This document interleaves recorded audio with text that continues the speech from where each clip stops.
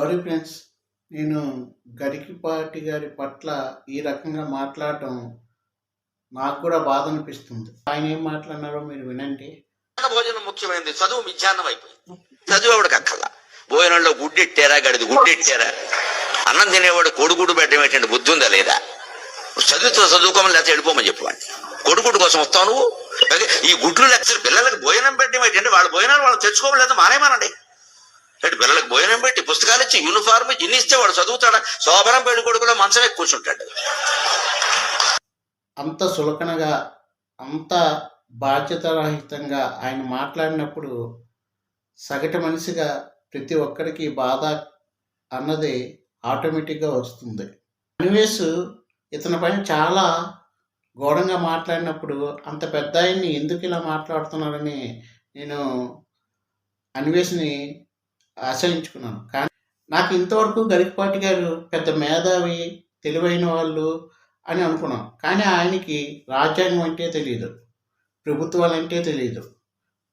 రేపు పొద్దున్న government hospital కూడా తీసేయండి, వాళ్ళకి సరదాకి ఒళ్ళు కొవ్వెట్టి వాళ్ళు ఒకరు కలుసుకున్నారు, ఆ కలుసుకోవడం ద్వారా హాస్పిటల్కి వెళ్ళి వాళ్ళు ఆపరేషన్ చేయాలా, వాళ్ళ పిల్లలకి వాళ్ళ కింద చావ చేయాలి, ఇవన్నీ ఎందుకు?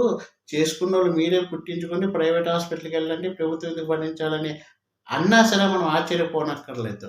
ఇంకా అలాగే ఇప్పుడు ఏవైతే రైతులకి సబ్సిడీ ఇస్తుందో గవర్నమెంట్, అది కూడా ఆపేయమని చెప్తారు వీళ్ళు. మీ పంటలు పోయినప్పుడు, నష్టం వచ్చినప్పుడు ప్రభుత్వాలు ఎందుకు మీకు ఆర్థిక సహాయం చేయాలని వీళ్ళు అంటారు. అలాగని ప్రతి రైతు అనుకుని ఉండుంటే ఈ సమస్య అన్నది ఎంత పెద్దగా మన ఆర్థిక పరిస్థితి కంటే మన యొక్క జీవన విధానం మీద ఎంత భారం పడుతుంది అన్నది ఒక్కసారి ఆలోచించండి.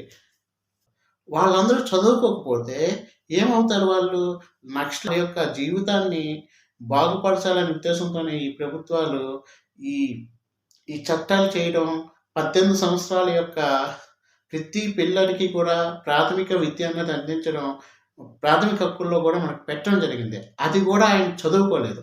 మరి ఆయన ఏం చదువుకున్నారో, మరి అది ఏం తింటున్నారో మరి నాకైతే అర్థం కావట్లేదు. ఇంకొక బాధాకరమైన విషయం ఏంటంటే, ఆయన ఏవో పిచ్చి మాటలు చెప్తుంటే ఆ వెనక నుండి చప్పట్లు కొట్టి ఎంకరేజ్ చేస్తున్నారు చూడే, ఇంతకంటే బాధాకరమైన విషయం ఇంకొకటి ఉండదు.